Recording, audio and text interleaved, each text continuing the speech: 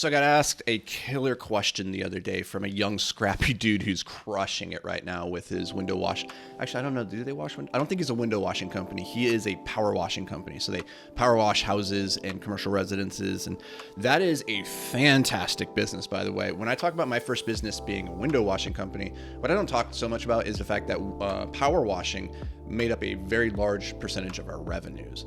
It is such a good way to make easy money. You just go out and buy a power washer for like $1,000 and then just go around cleaning people's houses, cleaning their roofs, cleaning their sidewalks. And if you can get commercial assignments on commercial buildings, you can make a ton of money doing this with very, very little effort, very little training. So that's a hack right there. Anyway, this kid, he's crushing it. I don't remember what his revenue numbers are, but they're more than you would expect for a young 20-year-old dude with like 2 or 3 workers and power washers.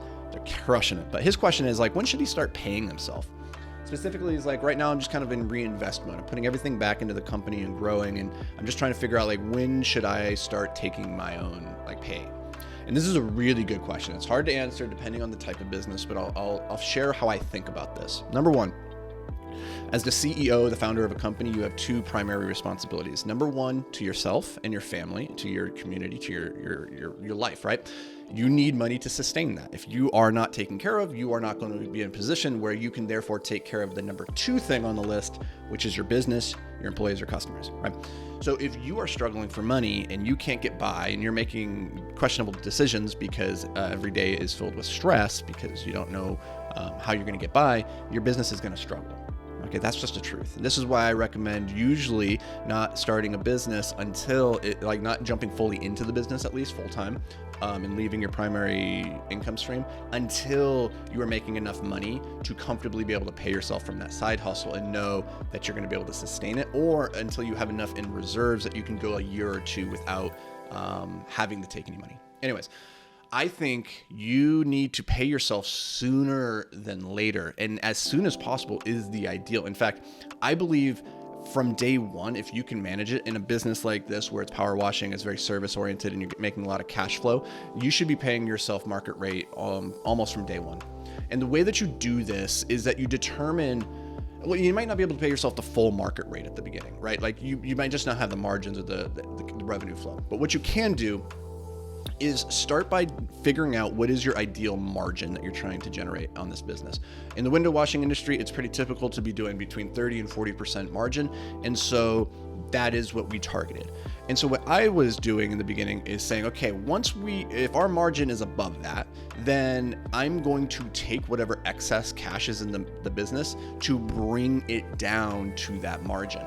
So in the beginning, maybe, you only have a little bit of money. You can't pay yourself the full market rate, but your margins are better than, maybe you're at like 40% margin. So now you're paying yourself the 10% difference to bring yourself down to 30%.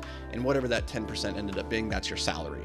And your goal is to get to the point where you're paying yourself the full market rate that you would be paying if you were to hire that role out. And you need to get to that place as soon as possible, because if you can't get to that place, then you'll never be able to step out of the business. Understand that, right? Like if you can never get to the point where you're paying yourself full market rate and the business's profitability is dependent on you working for free or working for sub market rate, you will never be able to step out of that business because nobody else is going to be willing to come in and do the work for less than market rate.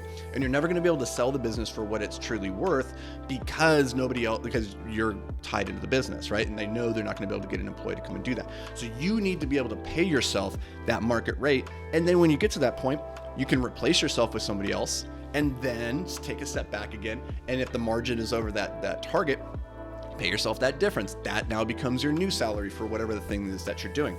But this is a really powerful way that I found to make sure that you're getting paid from the beginning. Make sure that you're targeting the correct margins, because I think that a lot of times when you're first starting your business, you're just trying to make money and you're not really concerned about the margin, but you need to go into it and ask and be saying, this is how much I expect to be profiting. Because until you have that budget and that plan, everything else is like all wishy-washy. And it's like, are you spending too much over here? Are you making enough over here? You don't really know because you don't have that target that is serving as the North Star guiding light. And so you need to establish, this is how profitable I expect to run this company. That needs to then become the standard by which you do everything within the business. And then as soon as you're above that, that's not good either. right? Like you don't want to be, if you're, especially if you're in growth mode, if you're running too profitable, then you need to be reinvesting that to bring it back down to that margin. That's how you create this like flywheel, this sustainable engine that just continues to grow upon itself. So wanted to share that with you if you're in that position where you're trying to figure out like, when do I pay myself? Like this is a model of doing it. And generally, I think the better you can start taking money out of your business, the better. Don't prolong it. You're not doing yourself any favors. I can guarantee it. So hope that brings you guys some value. I'll catch you guys back around these parts tomorrow. But until then, stay hyper focused, my friends.